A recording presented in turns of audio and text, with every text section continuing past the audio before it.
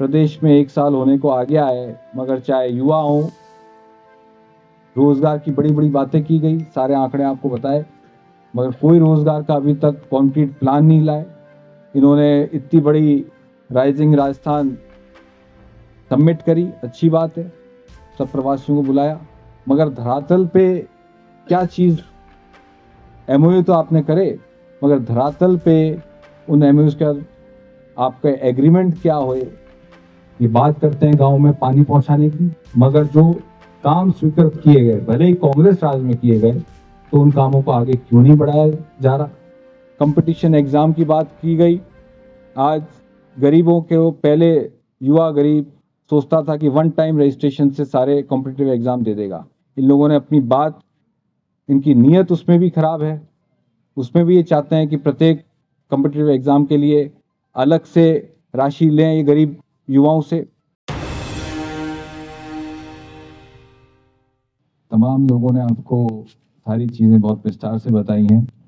मुख्य चीज जिसके लिए हमने आपको आज यहाँ तकलीफ दी है, एआईसीसी ने जिस तरीके से तमाम प्रदेश कांग्रेस कमेटियों को, जिला कांग्रेस कमेटियों को निर्देश दिया है कि जिस तरीके से पिछले दिनों भारत के गृह मंत्री अमित शाह जी ने जिस तरीके से बाबा साहब का अपमान किया, भरी संसद में जिस तरीके से बार बार नाम ले लेके बोला कि इतनी बार बोलते तो 7 पीढ़ियों को स्वर्ग मिल जाता, जिस तरीके से भाषा का प्रयोग किया गया संविधान निर्माता के प्रति, आज मैं कहना चाहता हूं कि अगर मोदी जी भी देश के प्रधानमंत्री हैं तो ये बाबा साहब के संविधान की देन, खुद गृह मंत्री जी गृह मंत्री हैं तो बाबा साहब के संविधान की देन के बदौलत बैठे हुए। मगर जिस तरीके से भाजपा वालों ने एक सुनियोजित तरीके से षड्यंत्र के तहत, क्योंकि मुद्दा पूरा देश में घूमने वाला था, अडानी के ऊपर मुद्दा घूमने वाला था कि क्यों केंद्र की सरकार एक औद्योगिक घराने को इतना फेवर करती है, मगर उन मुख्य मुद्दों से ध्यान भटकाने की जो षड्यंत्र किया गया, उसी का नतीजा है कि जिस तरीके से पूरे देश में आज भावनाओं को ठेस पहुंची है। आज हम सब लोग अभी इस प्रेस वार्ता के बाद कलेक्टर को ज्ञापन देने जाएंगे। अंबेडकर सम्मान के ऊपर हम लोग तमाम लोगों को, जिला कांग्रेस कमेटियों को कहा गया है कि हमें कलेक्टर को ज्ञापन देना है, और जिस तरीके से पूरे देश के अंदर जो माहौल बनाया गया है कि किस तरीके से महात्मा गांधी जी का अपमान करो। अभी 2 दिन पहले ये गायक ने महात्मा गांधी जी का अपमान किया, खुद गृह मंत्री ने संसद में जिस तरीके से संविधान निर्माता, जो देश के पहले कानून मंत्री भी थे, आज अगर आप और हम सब लोग बैठे हैं इस खुली हवा में अपनी बात कह सकते हैं, ये भारत के संविधान का ही शक्ति है जिसकी वजह से आप और हम सब लोग आज यहाँ बैठते हैं खुले में, चाहे पत्रकार बंधु हो, चाहे देश का जो भी नागरिक हो। आज जो तमाम नागरिकों को जो संविधान ने शक्तियां दी हैं और उसको बनाने वाले का ही अगर अपमान करे भाजपा, तो आप समझ सकते हैं कि भाजपा इस देश को किस ओर ले जाना चाहती है। ये तो उनका षड्यंत्र था जो लोकसभा चुनाव में ये चाहते थे कि इनको 400 पार अगर मिल जाते तो इस संविधान को बदलने का षड्यंत्र पूरे तरीके से इन्होंने रच लिया था। मगर ये 400 पार नहीं हुए तो अपनी खींच मिटाने के लिए जिस तरीके से बाबा साहब को नीचा दिखाने की कोशिश कर रहे हैं, ये आप सबके समक्ष आप सब अच्छे से जानते हैं। मैं कहना चाहूंगा, जिस तरह से आरक्षण खत्म करने की साजिश भी जो भाजपा शुरू से करती आ रही है, संविधान बदलने की कोशिश की जा रही है, और जिस तरीके से चाहे 1 साल हम देख रहे हैं राजस्थान में भाजपा की सरकार पूरा कर चुकी है, और प्रदेश कांग्रेस कमेटी ने जी भी संगीता बेनीवाल जी को यहाँ भेजा है इस मुद्दे के ऊपर प्रेस कॉन्फ्रेंस करने के लिए, कि 1 साल होने के बावजूद भी अभी तक तो ऐसा लगता ही नहीं है कि सरकार ने कोई काम चालू किया है। जब कोई पूछता है कि राजस्थान में भाजपा की एक सरकार का कार्यकाल का क्या आकलन है, तो हम सब यही कहते हैं कि आकलन तो तब करें जब सरकार काम करना तो चालू करे। किसी भी क्षेत्र में कोई भी वर्ग, कोई भी समाज, कहीं कोई संतुष्ट नहीं। तो तमाम जो हमारे नेता लगातार कह रहे हैं, चाहे कानून व्यवस्था की बात हो, और सबसे बड़ी बात तो है सरकार में भाजपा कार्यकर्ता दुखी है।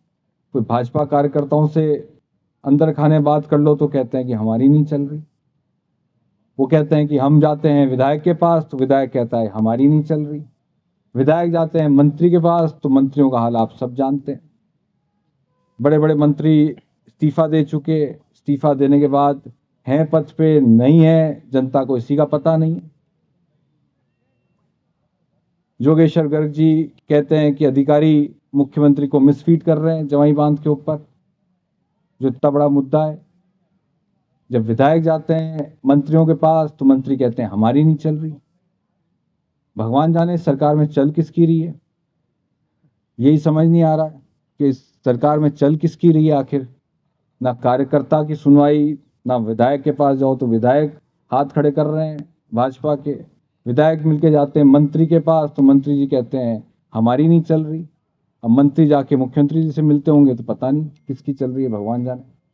तो तमाम बातें जिस तरीके से प्रदेश में 1 साल होने को आ गया है, मगर चाहे युवा हो, रोजगार की बड़ी बड़ी बातें की गई, सारे आंकड़े आपको बताए, मगर कोई रोजगार का अभी तक कॉन्क्रीट प्लान नहीं लाए।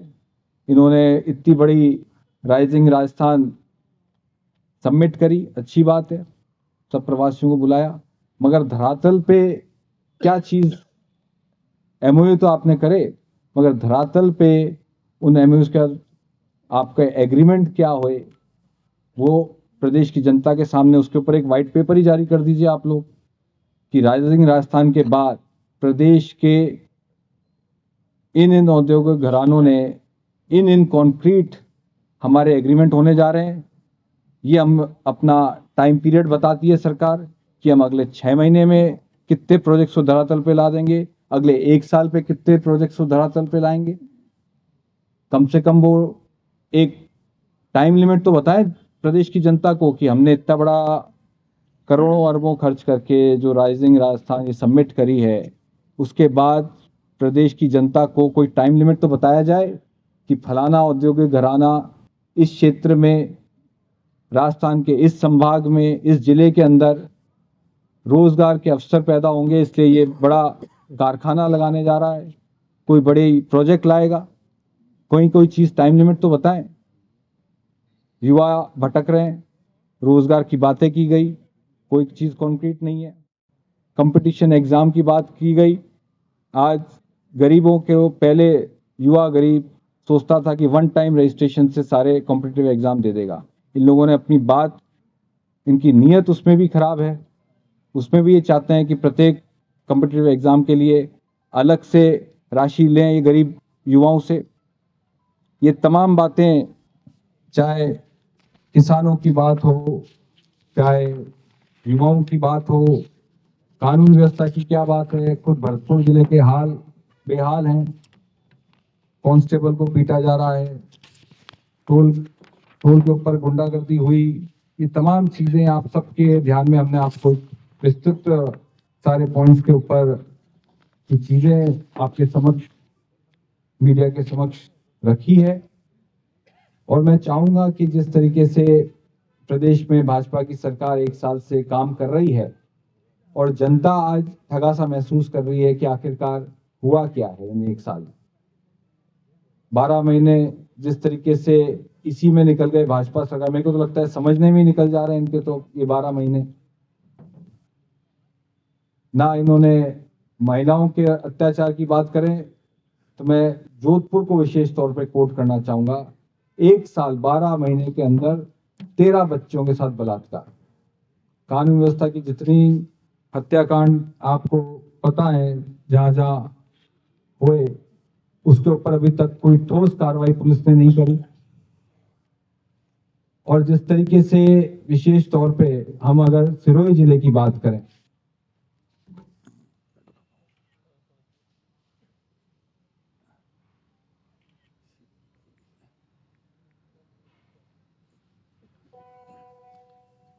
विशेष तौर पे सिरोही जिले की अगर हम बात करें तो आप सबके संज्ञान में होगा, मगर मैं विशेष तौर पे यहाँ ये कहने आया हूँ कि सिरोही बस स्टैंड के जीर्णोद्धार की बात लंबे समय से चलती आ रही है। कार्य बजट 2023-24 में स्वीकृत किया गया, लेकिन रोडवेज के पास अपना तंत्र न होने के कारण लगातार प्रस्ताव बनने में, निविदा में समय लग गया। पिछले 12 महीने में समय बर्बाद हुआ, जिसको अब ये ठंडे बस्ते में डालने का कुप्रयास किया जा रहा है। इस दिखावे के लिए अब नए सिरे से स्वीकृत करने के लिए भी कहा जा रहा है भाजपा के लोगों द्वारा, बल्कि जबकि कार्य 2023-24 में स्वीकृत हो चुका था। जब स्वीकृत हो चुका है, निविदा समय पे लग जानी चाहिए थी इन 12 महीने में, तो क्यों नहीं लगी? क्या सिरोही की जनता को ये हक नहीं है जानने का? साथ ही माउंट आबू में सालगांव सिंचाई परियोजना को स्वीकृत आदरणीय पूर्व मुख्यमंत्री गहलोत साहब की जब सरकार थी तब उस वक्त हुआ, जिसका कार्य आदेश भी जारी किया जा चुका था। उसको भी बहुत ही गलत तरीके से ठंडे बस्ते में डालने का काम भाजपा की सरकार ने पिछले 12 महीने में जो काम ठंडे बस्ते में डाला, उसमें ये माउंट आबू की सालगांव सिंचाई परियोजना। ये बात करते हैं गांव में पानी पहुंचाने की, मगर जो काम स्वीकृत किए गए, भले ही कांग्रेस राज में किए गए, तो उन कामों को आगे क्यों नहीं बढ़ाया जा रहा? ये जालोर सिरोही की जनता भाजपा सरकार से भी पूछना चाहती है। हम सब प्रेस मीडिया के माध्यम से पूछना चाहेंगे कि आप लोगों ने इन योजनाओं को ठंडे बस्ते में क्यों डाल रखा है? पिछले 12 महीने में इन योजनाओं के ऊपर कोई काम अभी तक क्यों नहीं हो सका? साथ ही चाहे चिकित्सा पशु चिकित्सालय विज्ञान महाविद्यालय की बात हो, वो भी स्वीकृत हो चुका था। उसके लिए लगभग 70 बीघा भूमि गोलगांव में आवंटित की गई थी, लेकिन अभी तक निर्माण कार्य शुरू नहीं हुआ। तो भाजपा सरकार को 12 महीने में जो काम स्वीकृत हो चुके थे, बजट आ चुका था कांग्रेस के राज में, उन कामों के लिए भी ये आगे क्यों नहीं बढ़ पाए इन 12 महीनों में? ये जालोर सिरोही की जनता भाजपा की सरकार से पूछ रही है। ये तमाम चीजें हैं। आप सब लोग यहाँ पधारे, मैं आप सबको बहुत बहुत धन्यवाद देता हूँ, विशेष तौर पे हमारे प्रेस मीडिया के साथियों को। मेरे साथ आदरणीय धर्मेंद्र राठौड़ जी विशेष तौर पे जयपुर से आए हैं। मैं निवेदन करूंगा कि आप भी 2 शब्द प्रेस को बोलें।